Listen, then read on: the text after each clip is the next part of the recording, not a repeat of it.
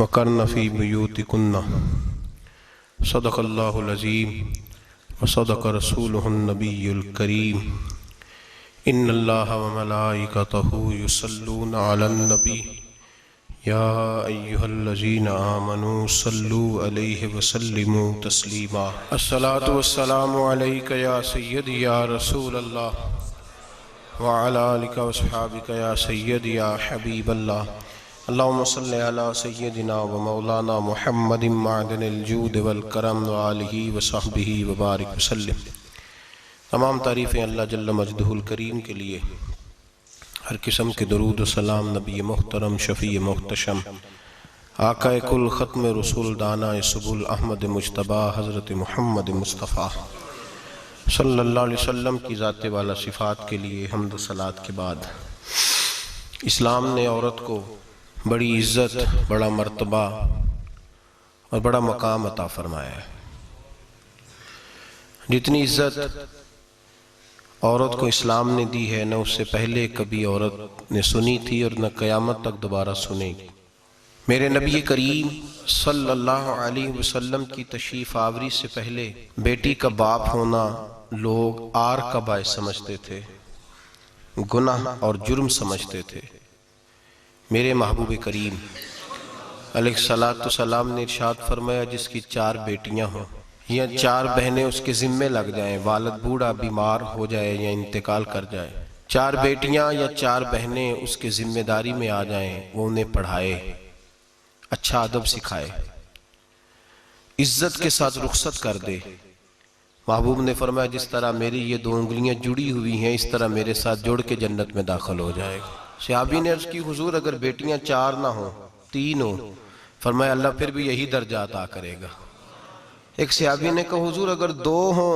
तो मेरे करीब ने फरमाया, भाई अगर 1 भी हो तो अल्लाह फिर भी यही शान अता फरमाए। बेटी को मेरे महबूब ने फरमाया, मैं हुक्म देता हूँ बाप को कि जब घर में तोहफा लेके आए, बेटा भी बैठा हो बेटी भी बैठी हो, तो पहले बेटी को दे।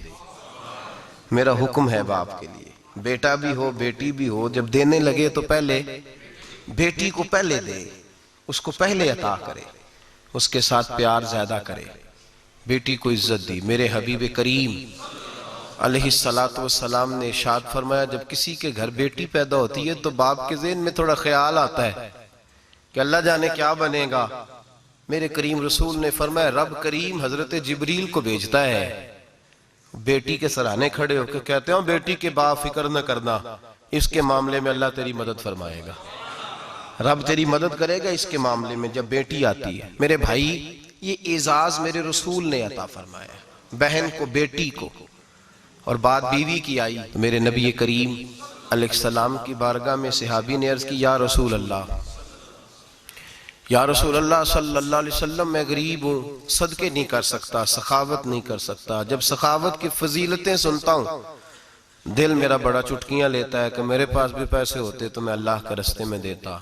हुजूर ने फरमाया, तू हलाल की रोजी कमा के अपनी बीवी के मुंह में लुकमा दे, अल्लाह तुझे सखावत करने का दर्जा अता फरमाएगा, अल्लाह तुझे बड़ी बड़ी सखावत के दर्जे अल्लाह तुझे देगा। तो उसकी और क्या लफ्ज है हदीस पाक में, खैरुकुम लिअहलिही व अना खैरुकुम लिअहलिही।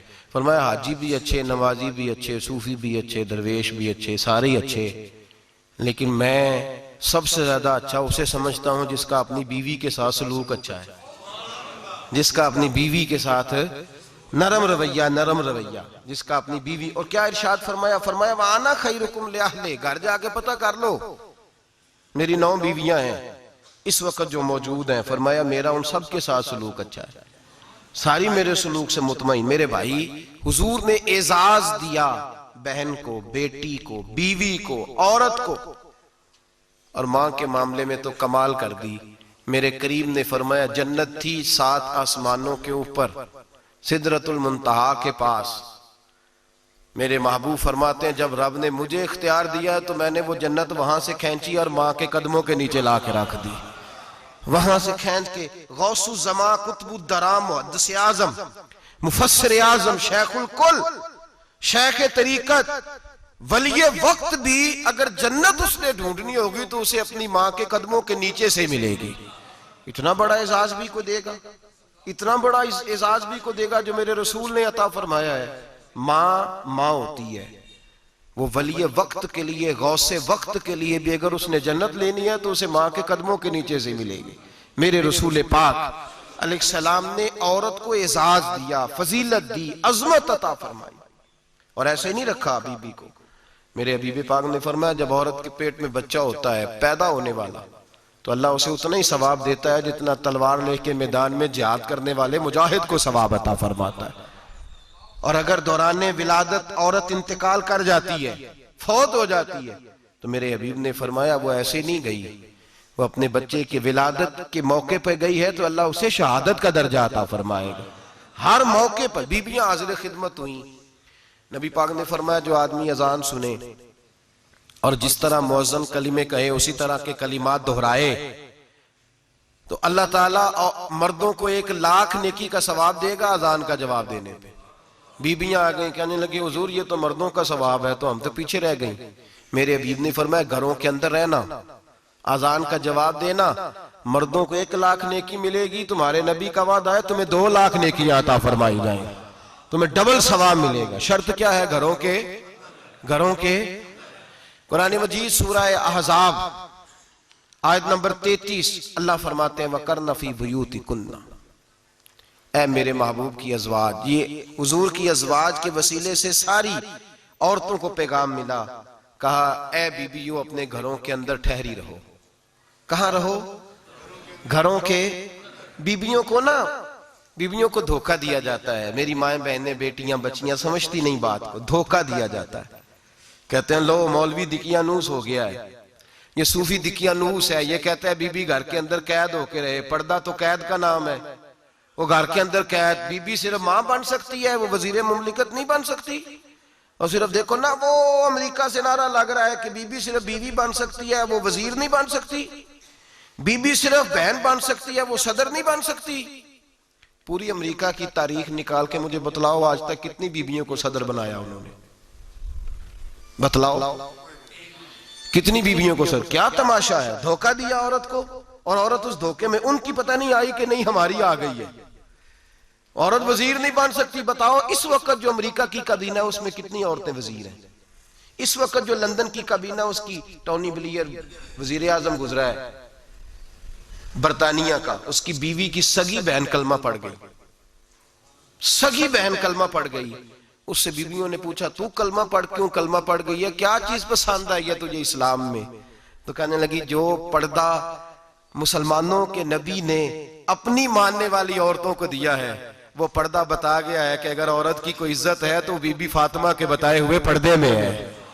ये हाल मौके पे जिंदा मौजूद है औरत। उसने 2 जिल्दों में किताब लिखी है पर्दे की अहमियत, 2 जिल्दों में।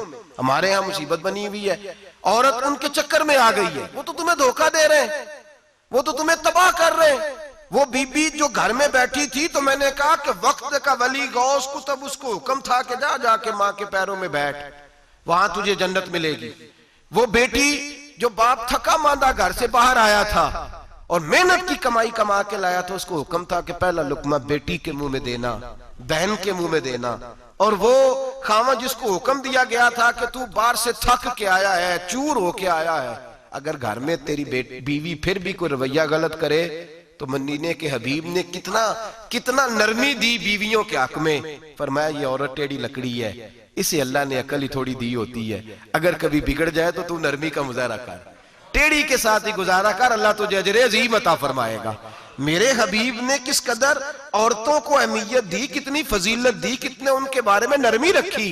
और औरत को कहा जाता है तू बाहर निकल, बाहर आ, देख तेरे लिए क्या। कॉलेज में पढ़ता था, इम्तिहानात के दिन थे तो बस में स्टूडेंट घुस जाते हैं। हम 8-10 लड़के बस के अंदर घुस गए तो लड़कियां कहने लगी हमें भी बिठाओ। वो जो कंडक्टर था बस का उसने कहा कि बेटी बहन लड़के आ गए हैं तो तुम इस तरह करो, तुम ना जाओ, तुम पिछली बस में आ जाना। लड़कियां जोर जोर से बोलने लगी, कहने लगी हमारे बराबर के हुकूक हैं, लड़के बिठाए हैं तो हमें भी बिठाओ, हुकूक जो बराबर के हमें भी बिठाओ।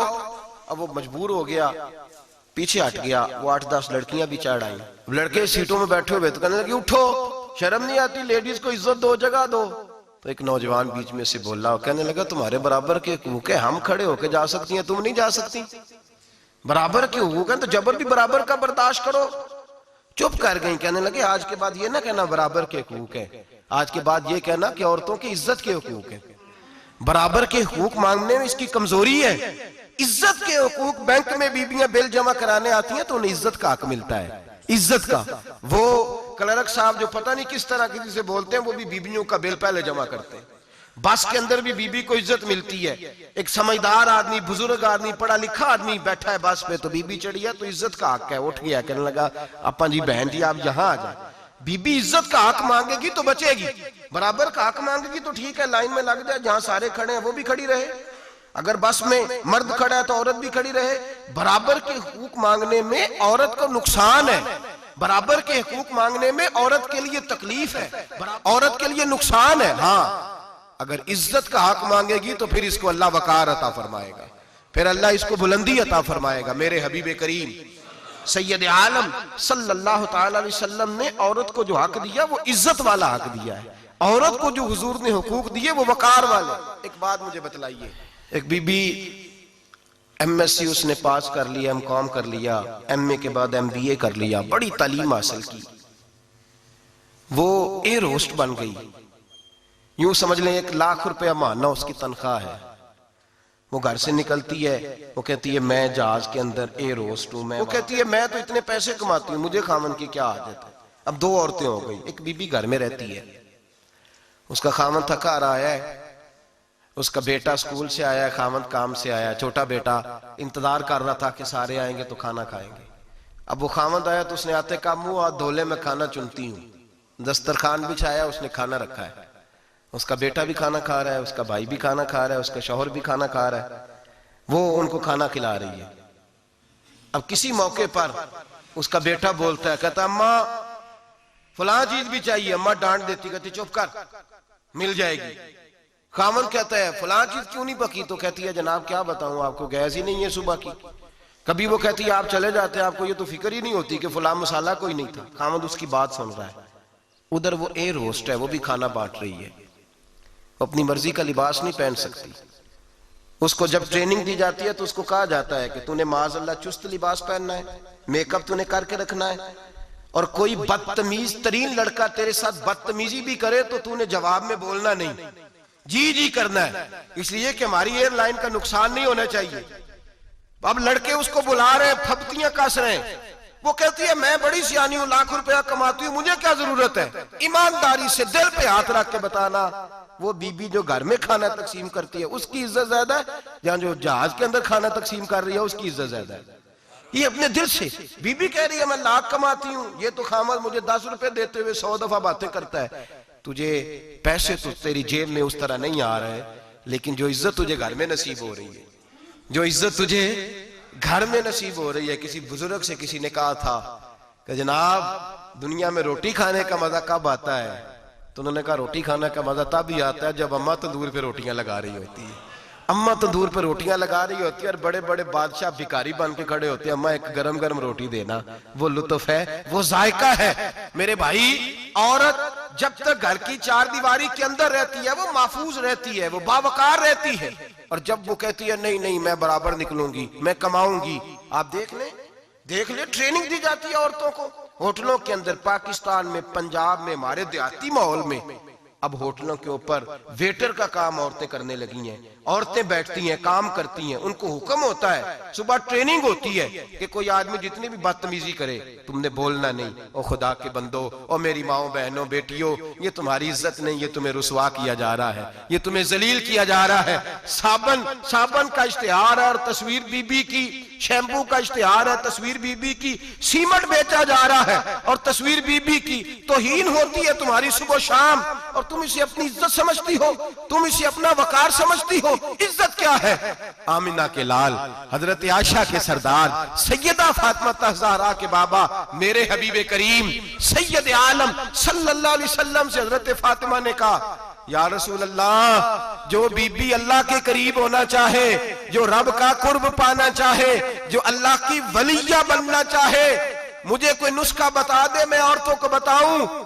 तो मेरे हबीब ने फरमाया जो बीबी जितना घर के अंदर रहेगी, जितना घर के अंदर रहेगी, जितना घर के अंदर रहेगी, उतना ही वो अपने रब के करीब होती जाएगी, उतना ही अल्लाह का कुर्ब पाती जाएगी, उतना ही रब करीम की वलिया होती जाएगी, उतना ही अल्लाह तबारक व तआला उसे अपनी कुर्ब की मनाजिल तय फरमाएंगे। जितनी वो घर के अंदर रहेगी उतनी अल्लाह के करीब रहेगी, और जितनी सज धज के बाहर निकलेगी, जितनी सवरेगी, उतनी वो अल्लाह से दूर होती जाएगी। जितने कदम उसके घर से दूर निकलेंगे, उतने ही कदम उसके अल्लाह के कुर्ब से दूर होते जाएंगे, उतने ही कदम।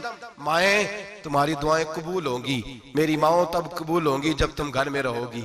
बेटियों, रब करीम का कुर्ब उस वक्त नसीब होगा जब तुम घर के अंदर रहोगी। तुम भाई के लिए मांगोगी तो अल्लाह तुम्हें देगा, बेटे के लिए मांगोगी तो अल्लाह तुम्हें देगा, शौहर के लिए मांगोगी तो अल्लाह तुम्हें देगा। अगर चाहती हो कारोबार बढ़े, अगर चाहती हो रिस्क में बरकत हो, अगर चाहती हो तुम्हारे घरों में अमन हो, सुकून हो, जो तुम मांगो अर्श का मालिक तुम्हें अता करे, तो फिर मेरे रसूल ने नुस्खा बतलाया है, फिर मेरे करीम ने बतलाया, घरों में बैठी रहना। जितनी घरों के अंदर रहोगी उतना ही अल्लाह ज्यादा दर्जा अता फरमाएगा, तुम्हारी दुआएं कबूल करेगा, तुम्हारी इल्तिजाएं अल्लाह मानेगा। मेरे भाइयों, मेरे अजीजों, औरत के साथ जो जुल्म इस मुआशरे में हो रहा है, बेपर्दगी का तूफान है, तूफान है बेपर्दगी का। एक बुजुर्ग थे दरवेश से, सादे से, वो आई साहब के पास अक्सर आया करते थे, तो थे बड़े सादे और थे बड़े नेक, पढ़े हुए नहीं थे, जाग रहे आप हजरात, नेक बड़े थे। तो एक दिन ना पर्दे पे बहस हो रही थी, बैठे थे कुछ लोग, तो बात कर रहे थे, कह रहे थे कि जनाब औरत को निकाब पहनना चाहिए, बुरका ओढ़ना चाहिए, कुछ कह रहे थे टोपी वाला बुरका अच्छा है, कुछ कह रहे थे फलां ज्यादा अच्छा है। बातें हो रही थी, कोई आयत पढ़ रहा था, कोई हदीस पढ़ रहा था, उलमा बाबा जी सादे से बीच में बैठे थे। मैंने उनकी तरफ तवज्जो की, मैंने कहा बुजुर्गो आप भी तो कोई जवाब देना। कहने लगे मौलवी साहब मुझे हदीसें नहीं आती, कहने लगे मुझे आयतें और हदीसें मुझे नहीं आती, आयतें और हदीसें, पर पर्दा बड़ा जरूरी है, ये मेरी अकल में बात आ गई है। तो मैंने कहा वो किस तरह? कहने लगा ये तो छोटे से बच्चे की भी अकल में आ जाती है।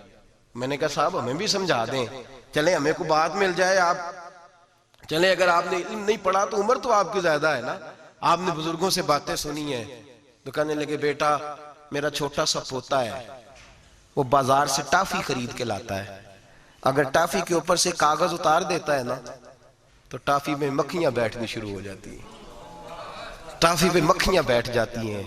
जब तक उसके ऊपर वो लिफाफा रहता है, कागज रहता है, उस पे मक्खियां, अल्लाह करे आपको समझ आए, अल्लाह करे आपको समझ आए, अल्लाह करे उस दरवेश की बोली टकरा जाए। कहने लगे जब तक तो उसके ऊपर कागज रहा तब तक उस पे मक्खियां, और जब उसके ऊपर से कागज उतर गया तो मक्खियां बैठ गई। कहने लगे 4 साल का मेरा पोता, मैंने मिन्नत कर दी कि खा लो। कहने लगा मैं नहीं खाता, इस पे मक्खियां बैठ गई है, मैं नहीं खाता, गंदी हो गई है, मैंने ये टाफी नहीं खानी। कहने लगे मैं बूढ़ा आदमी दोबारा दुकान पे गया, जद्दोजहद करके नई टाफी लाया, बेटे को कहा खा लो, अब उसने खाई।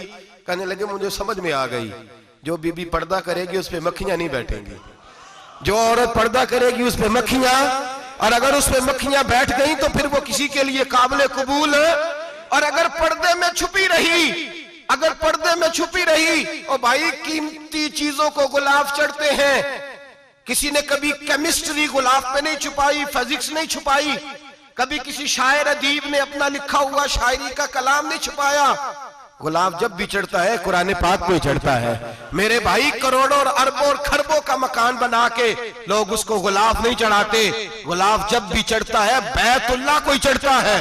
जो चीज कीमती होती है वो गुलाब पे होती है। मेरी बहनों, मेरी बेटियों, अगर तुम अपने आप को कीमती बनाना चाहती हो तो गुलाब में छुप जाओ, तुम्हारी कीमत बढ़ जाएगी, तुम्हारा वकार बढ़ जाएगा, तुम्हारी अजमत बढ़ जाएगी। मेरे हबीब ने फरमाया जितनी घर के अंदर रहोगी, दुनिया तो दुनिया रही, अल्लाह की नजर में तुम्हारी कीमत बढ़ जाएगी, रब करीम की निगाह में तुम्हारा वकार बढ़ जाएगा, अल्लाह की नजर में तुम्हारी अजमत बढ़ जाएगी। और जब औरत निकलती है, जब वो घर से निकलती है, मेरे हबीब करीम अलैहिस्सलाम ने फरमाया औरत छुपाने की चीज है, छुपाने की चीज है, छुपाने की, ये कीमती है, ये खजाना है, इसे छुपा के रखो। फरमाया जब ये घर से निकलती है, फरमाया और कोई देखे ना देखे, शैतान उसे देखता है, शैतान वसवसा अंदोजी करता है, शैतान उसे देखता है। और हबीब करीम सैयद आलम सल्लल्लाहु ताला अलैहि वसल्लम जब बात करते थे, जब लफ्ज बयान करते थे, मोहताज जुमले बोलते थे,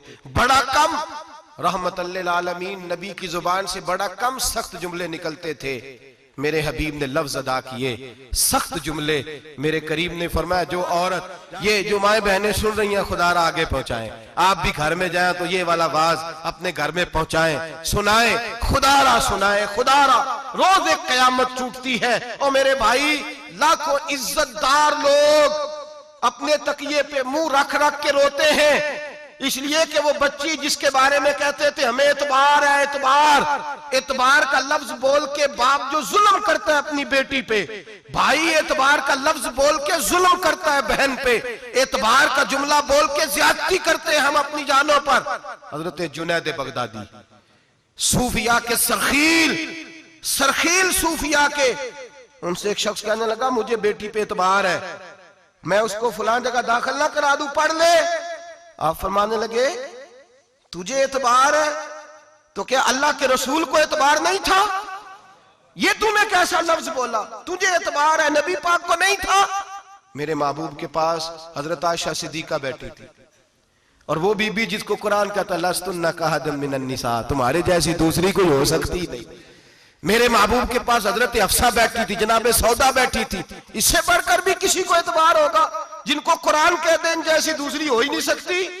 हजरत अब्दुल्ला बिन मक्तूम नाबीना से अभी आए, ओ भाई नाबीना दिल की आंखें खोल के सुनो, नाबीना से अभी नाबीना आंखों से नजर नहीं आता, हुजूर की बारगाह में आए, मुझे एतबार है बेटी पे, मुझे एतबार है, संदल की बनी हुई बेटी है, हूर है तेरी बेटी, उसके करीब गुनाह नहीं जाता, ये तू ज्यादती कर रहा है अपनी बेटी पे, ये जुमला बोल के तू जुल्म कर रहा है, तू जालिम और फाजर हो गया जब तूने ये कहा कि मुझे एतबार है। मेरे हबीबे पाक से बढ़कर किसको एतबार होगा? मेरे करीम रसूल सैयद आलम नूर मुजस्सम सल्लल्लाहु ताला अलैहि वसल्लम ने फरमाया, हजरत आयशा थी, हजरत अफसा थी, हजरत सौदा थी, अब्दुल्ला इब्ने मक्तूम नाबीना आए तो मेरे नबी ने फरमाया बीबियों पर्दा करो, बीबियों बोल के बताइए, बीबियों सारे बोलिए, बीबियों, अल्लाह करे ये आवाज गूंज जाए पूरे मुआशरे में, बीबियों। मेरे नबी ने जुमला कहा बीबियों पर्दा कर लो, पर्दा करो, नजरें झुकाओ, नकाब ओढ़ो। एक जौजा बोली हुजूर उन्हें तो नजर नहीं आता, वो तो बेचारे नाबीने हैं। तिरमिजी में हबीब पाक के लफ्ज सुनिए, या रसूल अल्लाह उन्हें तो नजर नहीं आता। मेरे रसूल ने फरमाया तुम्हें तो नजर आता है ना, तुम तो अंधी नहीं ना, वो एक मर्द आया है, वो एक सहाबी आया है, तुम्हें तो नजर आता है, तुम्हारी आंखें तो है, उसे फितना आए ना आए तुम्हें नजर आता है, खबरदार पर्दा करो, आंखें झुकाओ, चेहरों पे नकाब डालो।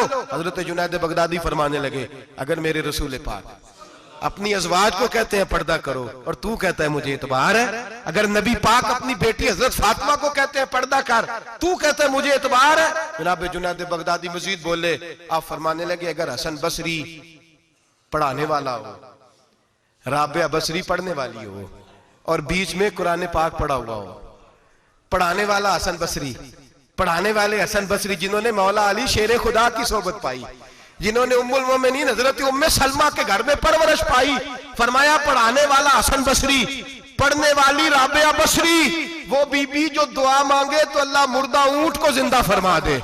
फरमाया पढ़ाने वाला हसन बसरी हो, पढ़ने वाले राबिया बसरी हो, और जो पढ़ा जाए वो कुरान हो। फरमाया कसम अल्लाह की इज्जत की, मैं फिर भी उन्हें पढ़ने पढ़ाने की इजाजत नहीं देता, मैं फिर भी उन्हें तन्हाई में बैठने की इजाजत नहीं देता, मैं फिर भी उन्हें अकेले रहने की इजाजत नहीं देता, इसलिए कि ये हसन बसरी हैं और मना करने वाले इमामुल अंबिया हैं, इसलिए कि ये राबिया बसरी हैं और मना करने वाले सैयदुर रुसल हैं, खबरदार फिर भी इजाजत नहीं। मेरे नबी करीम अलैहिस्सलाम बोले, हुजूर की बारगाह में सहाबा ने अर्ज किया या रसूल अल्लाह सल्लल्लाहु अलैहि वसल्लम, अगर कोई नेक आदमी किसी नेक औरत के साथ बेपर्दा हो, नेक आदमी, वो पीर गुनाहगार नहीं जिसके पास बीबियां जाती हैं, वो गुनाहगार नहीं, वो तो मुजरम है, वो खाली गुनाहगार नहीं, वो तो पापी है, वो खाली गुनाहगार नहीं, वो तो दीन का डाकू है, डाकू, वो तो फासिक है, वो तो दीन की हदें तोड़ने वाला है, वो तो उसको तो घसीटा जाएगा कयामत के दिन, जो औरतों से बेपर्दा मिलता तो घसीटा जाएगा।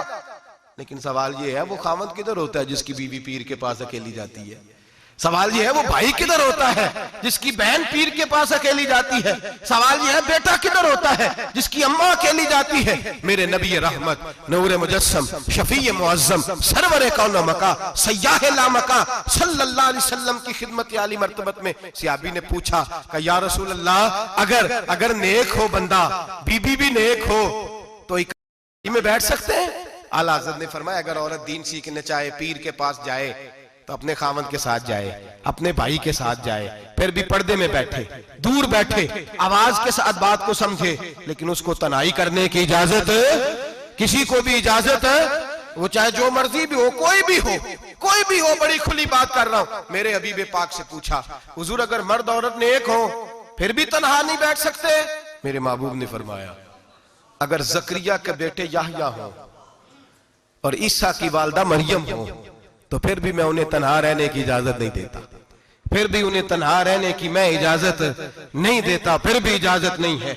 जब मेरे रसूल पाक सल्लल्लाहु अलैहि वसल्लम ने इतनी पाबंदी लगा दी, जब बात हजरत हसन बसरी और राबिया बसरी की आ गई, जब बात जनाबे मरियम सलामुल्लाह अलैहा और जनाबे सैयदना जकरिया अलैहिस्सलाम की आ गई, जब यहां तक बात पहुंच गई तो फिर तू मॉडर्न है, फिर तू ज्यादा एतबार वाला है कि तेरी बेटी यूनिवर्सिटी ड्राइवर के साथ जाती है, फिर तूने कहां से वो उसके अंदर नूर भर दिया है कि तेरी बेटी अकेली घूमती है, फिर कहां तूने ये बात समझ लिया है कि तेरी बच्ची जहां मर्जी तन्हा रहती है, फिर तू कहां से वो कुव्वत लाया? ये तालीम है। इकबाल ने कहा यार मशरिक हवस में गलता शबाब उरिया शराब इसियां, इसे भी देखो गरी के इसियां, हम ऐसी तहजीब क्या करेंगे? और इकबाल कहने लगे तुम्हारी तहजीब खुद अपने खंजर से खुदकुशी करेगी, इसलिए कि जो शाख नाजुक पे बनेगा आशियाना वो ना पायदार होगा। मेरे भाई हम लोग पहले हाथ में आग का अंगारा देते हैं, फिर कहते हैं बेटे तूने जलना नहीं। हम पहले उसको सारी सहूलियात देते हैं, फिर कहते हैं तूने बिगड़ना नहीं। मेरे नबी रहमत नूर मुजस्सम शफी मुअज्जम सल्लल्लाहु अलैहि वसल्लम ने फरमाया जो बीबी बन सवर के बाजार जाए, मेरी तरफ देखे, आंखें खोल के देखे, ये हदीस आपने सुनानी है। इंशाल्लाह बोलिए, सुनाएंगे इंशाल्लाह ताला, बोल के इंशाल्लाह कहिए आपको सवाब होगा, सुनाएंगे इंशाल्लाह। मेरे नबी करीम सल्लल्लाहु अलैहि वसल्लम ने फरमाया जो औरत बन सवर के बाजार जाए, अब तो खैर बीबियां बुरका पहन के जाती, बुरके पे भी कढ़ाई की है, बुरके पे भी काम कराया, बुरके पे जो काम और नक्श निगारी हुई है वो 10,000 की है। बुरका पर्दे के लिए पहना था, दिखाने के लिए। ये कैसा बुरका है कि उसने बुरका भी पहना हुआ है और बुरका भी उसने फैशन वाला पहन लिया है? ये किस तरह का? इस तो पर्दे को पर्दे की जरूरत पड़ गई। ये कैसा पर्दा है कि जो पर्दे को पर्दे की जरूरत है?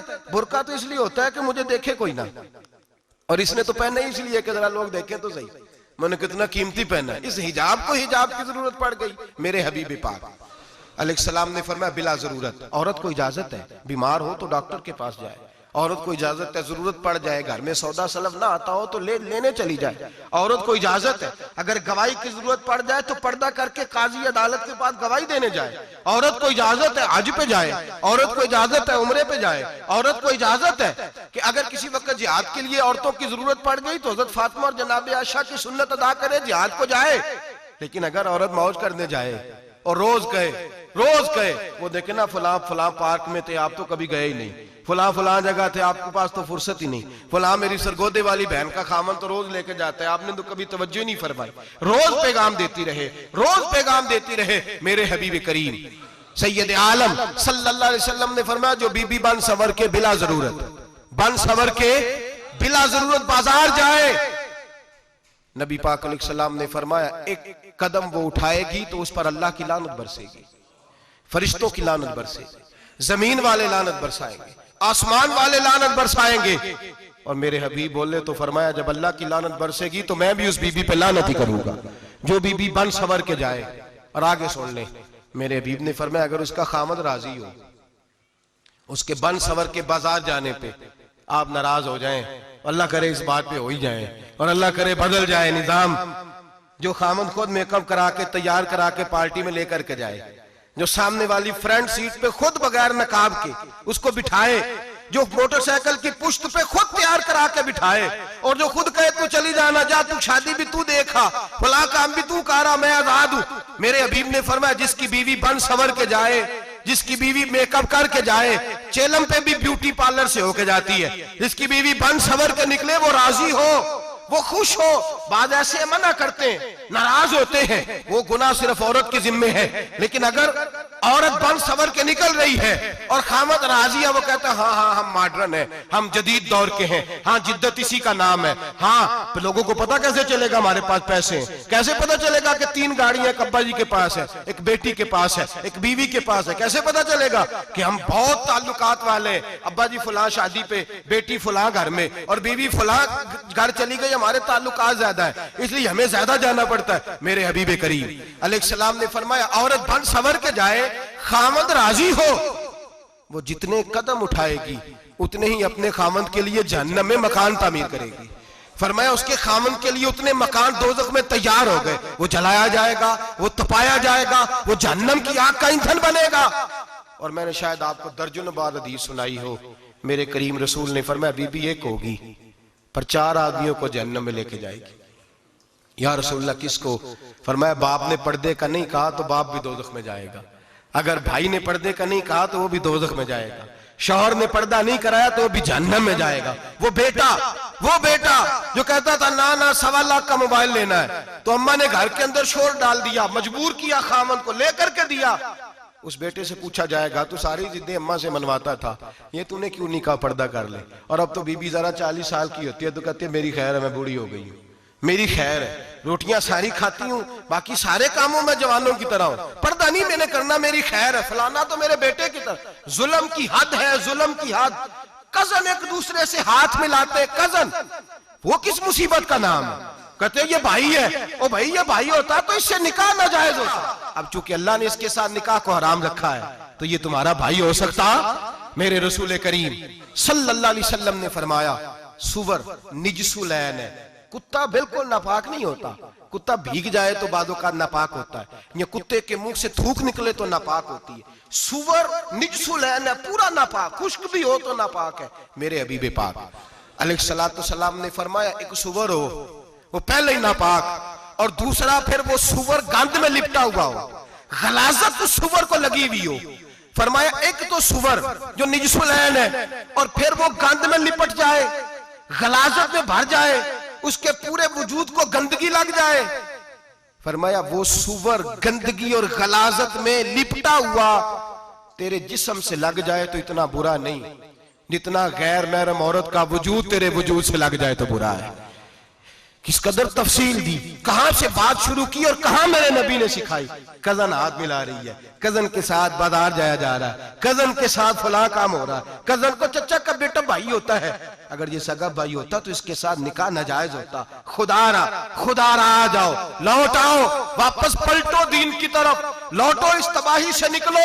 ये जो आग है, ये जो बेसुकूनी है, ये जो तमाशा है, ये लाखों कमाने के बावजूद जो बेबरकती है, ये बड़ी बड़ी फौजों के बावजूद जो रोज मय्यतें उठती हैं, ये जो रोज जनाजे पड़े जाते हैं, ये जो रोज बेटियां बेवा होती हैं, ये जो रोज माओ के सुहाग लुटते हैं, ये हमारी नाफरमानियां हैं। हम दीन के मामले में हम लोगों ने नरमी शुरू कर दी है, हम अल्लाह और उसके रसूल से बगावत करने लगे हैं। मेरे हबीब करीम सैयद आलम नूर मुजस्सम शफी मुअज़्ज़म सल्लल्लाहु अलैहि वसल्लम ने फरमाया जिना सिर्फ शर्मगाह का नहीं होता, हुजूर ने फरमाया आंखें भी जानी होती हैं, कान भी जानी होते हैं, जुबान भी जानी होती है। बुखारी मुस्लिम दोनों में मौजूद है। सहाबा ने अर्ज की हुजूर जुबान कैसे जानी होती है? फरमाया जो नमाज के बावजूद गंद बोलता है, गलीज गुफ्तगू करता है, वो जुबान का जानी है। और फरमाया जो रोज गंद देखता है, वो जितनी मर्जी तजते पड़े, वो आंख का जानी है। और जो गंदी बातों में लज्जत महसूस करके सुनता है, वो जितना मर्जी रोज उठ के मस्जिद में झाड़ू दे, वो कानों का जानी है। मेरे नबी ने फरमाया आंख का जिना भी छोड़ दो, कान का जिना भी, बोलिए कान का जिना भी, जुबान का जिना भी। मुस्नद इमाम अहमद बिन हंबल उठाइए, एक सहाबी ने अर्ज की हुजूर नमाज में दिल नहीं लगता, मेरा कुरान पाक में दिल नहीं लगता, दुरूद सलाम में दिल नहीं लगता। आमिना के मासूम लाल ने क्या जवाब दिया? हुजूर ने फरमाया जा अपनी नजर जाके पाक कर ले, अल्लाह के नबी का वादा है तेरा सजदे में दिल लगने लग जाएगा। जा अपनी आंख को तहारत दे, वुजू करा, नजरों को पाक कर, अल्लाह के रसूल का वादा है तेरा कुरान पाक में दिल लगेगा, जा जाके अपनी नजर को पाक कर वादा है तेरी जुबान पे दुरूदो सलाम जारी हो जाएगा, अल्लाह का जिक्र जारी हो जाएगा। मेरे भाइयों, औरत का पर्दा, औरत का हिजाब दीन में उसी तरह फर्ज है जिस तरह नमाज फर्ज, जिस तरह रोजा फर्ज है, जिस तरह ज़कात फर्ज है, उसी तरह औरत का पर्दा भी फर्ज है। अगर किसी घर में औरत पर्दा नहीं करती, उस घर के मकीन सारे अल्लाह के हुजूर जवाब दे हैं। मेरे हबीब करीम अलैहिस्सलाम ने जिस औरत को पसंद किया, जिस औरत की तारीफ की, जिस औरत की बाबत मेरे नबी ने इरशाद फरमाया, और बड़े खूबसूरत लफ्ज हैं, साहिब अहकामुल कुरान ने लिखे हैं। मेरे हबीब पाक ने सहाबा की महफिल सजाई, मजमा खचाखच मस्जिद भर गई। हुजूर ने फरमाया बोल के बताओ खैरुन निसा कौन सी है, औरतों में सबसे अच्छी बीबी कौन सी है, बोल करके बताओ। हजरत सिद्दीक अकबर से लेकर मौला अली तक, हजरत अली से लेकर जनाब बिलाल तक, हजरत सलमान फारसी से लेकर अब्दुल्ला मुजनी तक भरा पड़ा है मजमा। हुजूर ने फरमाया बोलो सबसे अच्छी औरत, सबसे अच्छी औरत कौन होती है? एक सहाबी कहने लगे हुजूर जिसकी नमाज कज़ा न हुई हो। फरमाया वो भी अच्छी है पर तुम मेरी मुराद को नहीं पहुंचे। एक ने कहा हुजूर जो खामद की ताबेदार हो। फरमाया वो भी अच्छी है पर तुम मेरी मुराद को नहीं पहुंचे। एक सहाबी ने कहा या रसूल अल्लाह जो पाक दामन हो। हुजूर ने फरमाया तुम मेरी मुराद को। हजरत अली फरमाते हैं जब सबके जवाब गलत हो गए तो मैं, कद मेरा छोटा था, मैं पीछे बैठा था, मैं गर्दन झुका के पीछे से निकल गया। सैयदा तैयबा ताहिरा हजरत फातिमा ज़हरा रदी अल्लाह ताला फरमाते हैं बीबी साहब के पास पहुंचा। मैंने कहा फातिमा हुजूर ने सवाल किया है। तो हजरत फातिमा भी गोया मुस्कुरा के कहने लगी इल्म के शहर के दरवाजे तो आप ही हैं, तो आप यहाँ आ गए। कहा हुजूर ने सवाल किया है और मुझसे लेकर अबू बकर, उमर, उस्मान गनी तमाम को किसी को जवाब नहीं आया। हुजूर ने पूछा बेहतरीन औरत कौन होती है, बेहतरीन खैरुन निसा, बेहतरीन बीबी कौन होती है? तो हजरत सैयदा फातिमा कहने लगी अली बड़ी सादी सी बात थी, सादी सी बात थी, समझ नहीं आई। का फातिमा बतला दो इतनी सादी है। तो हजरत फातिमा कहने लगी सबसे बेहतरीन औरत वो होती है न कभी गैर महरम ने वो बीबी देखी हो। अगले जुमले भी याद रखने, न कभी गैर महरम ने वो बीबी देखी हो। और फरमाया ना उस बीबी ने कभी कोई गैर महरम देखा हो। सिर्फ मर्द पे पाबंदी नहीं कि वो औरत ना देखे, फरमाया औरत पे भी पाबंदी है कि वो भी गैर महरम का चेहरा न देखे। फरमाया बीबी ने भी गैर महरम न देखा हो, वो खैरुन निसा है, वो सबसे आला। हजरत अली कहते मैं झट से आया, पीछे बैठा, बात अभी जारी थी, मैंने हाथ खड़ा कर दिया। मैंने कहा हुजूर मैं बताऊं? नबी पाक ने फरमाया बतलाओ। तो कहते मैंने कहा हुजूर बेहतरीन बीबी वो होती है जिसने न कभी गैर महरम देखा हो और न गैर महरम ने कभी उसे देखा हो।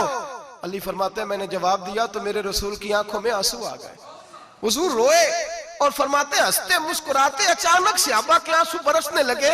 मजमे पे कैफ सा तारी हो गया, आंखें बरसने लगी। हम लोग हुजूर के रोने पर सख्ते में आ गए। नजर उठाई तो जवाब तो मैंने दिया था, तारीफ मेरी होनी चाहिए थी, शाबाश मुझे मिलनी चाहिए थी। मेरे हबीब ने रो के आंसू पूछ के फरमाया मैं तुम्हें कहता नहीं अल फातिमा तो बिदा तो मिन्नी, फातिमा वाकई मेरे जिगर का टुकड़ा है, फातिमा मेरे वजूद का हिस्सा है, मैं तुम्हें कहता नहीं रहता। कहा फातिमा मेरे जिगर का टुकड़ा है। हजरत अली फरमाते हैं सहाबा मेरी तरफ देखने लगे और कहने लगे अली जवाब तू दे, शाबाश बीबी साहबा को मिले। तो कहते हैं मैंने कहा हुजूर रोए हैं तो आंसू मेरे भी छलक ही पड़े हैं। फरमाने लगे लफ्ज मेरे हैं पर सोच उस बेटी के है जिसकी तरबियत मोहम्मद अरबी ने फरमाई है। फरमाया जुमले मेरे हैं, नाकिल मैं हूं, बात मैं बयान कर रहा हूं, लेकिन पीछे सोच उस नूर वाली बेटी की है जिसको अपने घर के अंदर रह के आंगन में रख के रसूल पाक ने परवरिश फरमाई। हजरत फातिमा फरमाती हैं हजरत अली मेरे पास दौड़े आए और कहने लगे फातिमा चल मस्जिद, पता नहीं हुजूर को क्या हो गया है। हुजूर रो रो के बेहाल हो गए और हुजूर हुजरे में रो रहे हैं और हिचकियों की आवाज मस्जिद में आ रही है। चल जरा चल के हुजूर की बात देख क्या हुआ है, हमारी तो ताकत नहीं अंदर जाने की। सैयदा तैयबा ताहिरा हजरत फातिमा झट से पर्दा ओढ़ा, हाजिर खिदमत हुई, अंदर गई। कहती हुजूर के कंधे पे हाथ रखा तो महबूब बेटी के हाथ की ठंडक महसूस की, सर सजदे से उठाया। फरमाया फातिमा आ गई हो?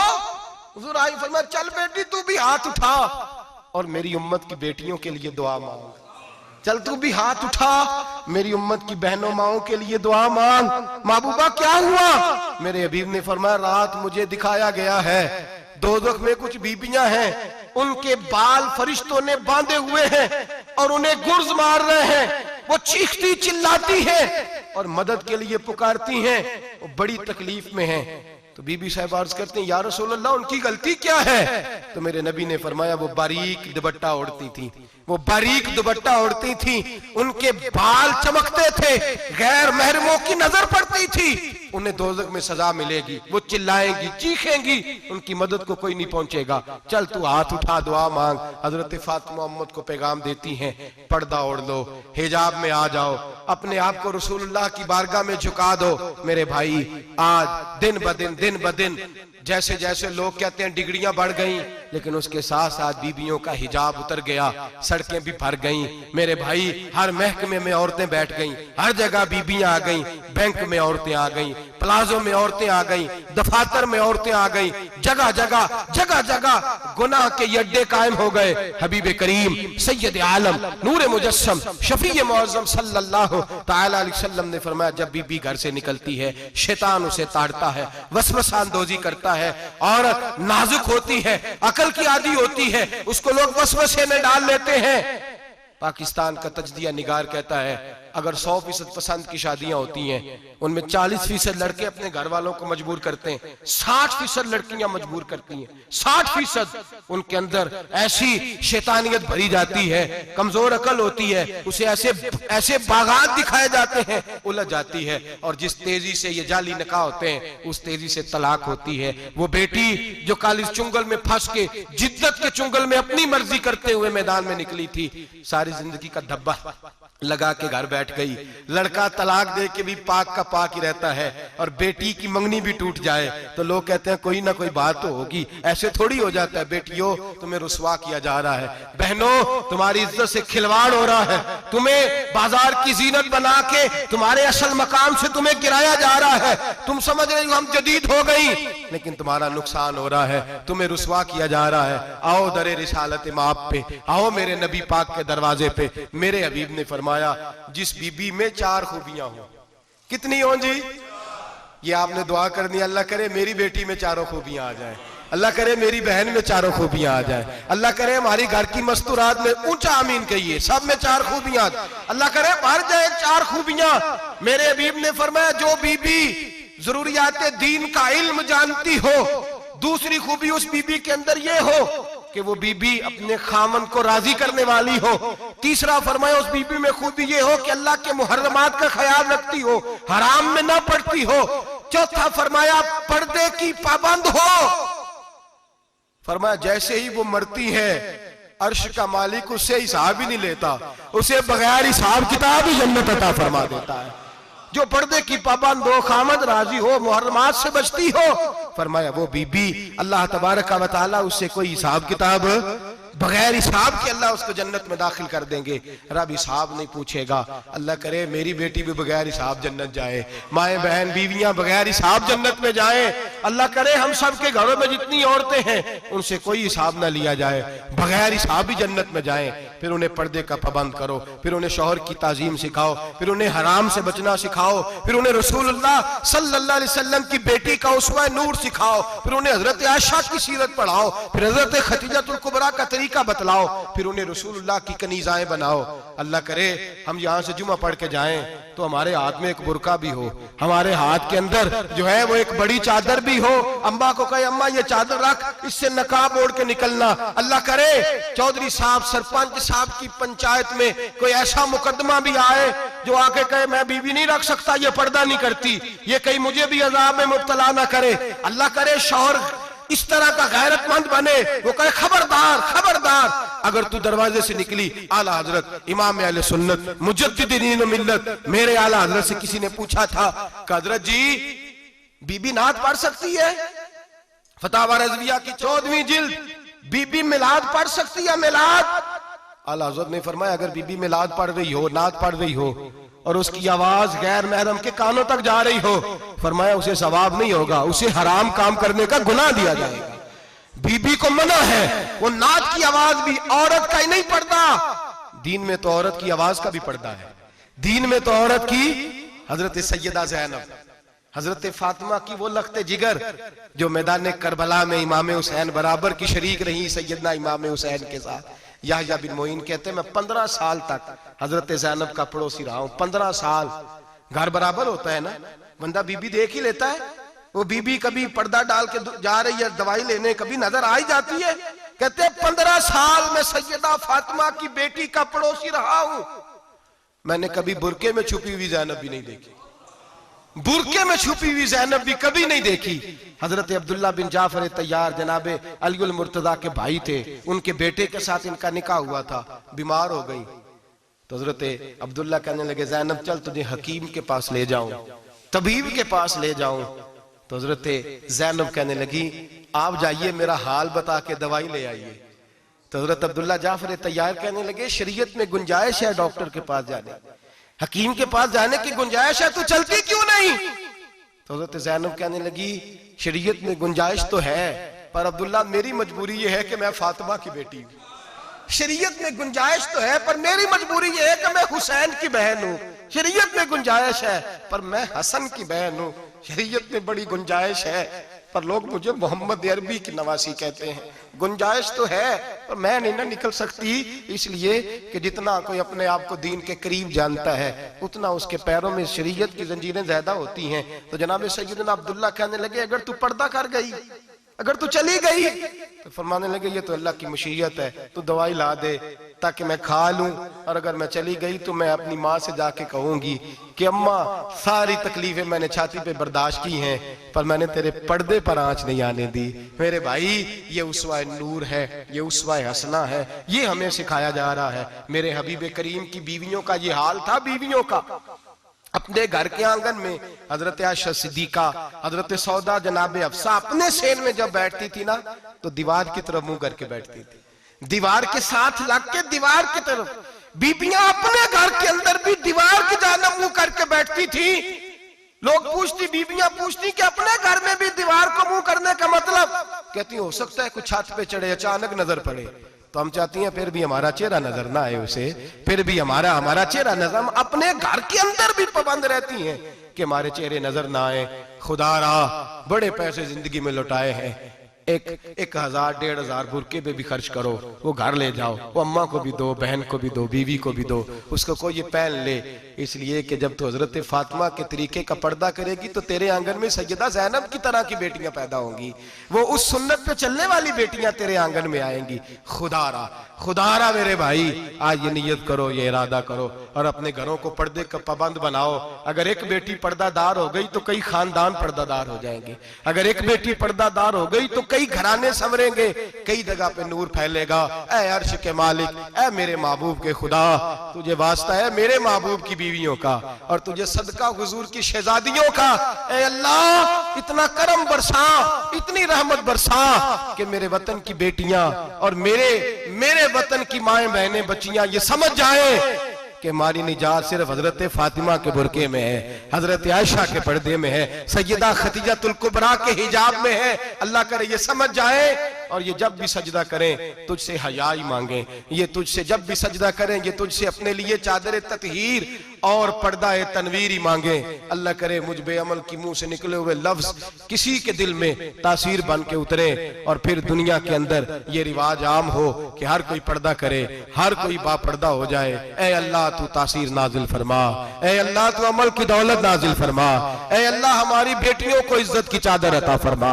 हमेशा मिदहत खैरुल अनाम में गुजरे, दुआ है ये उम्र दरूद व सलाम में गुजरे। आखिर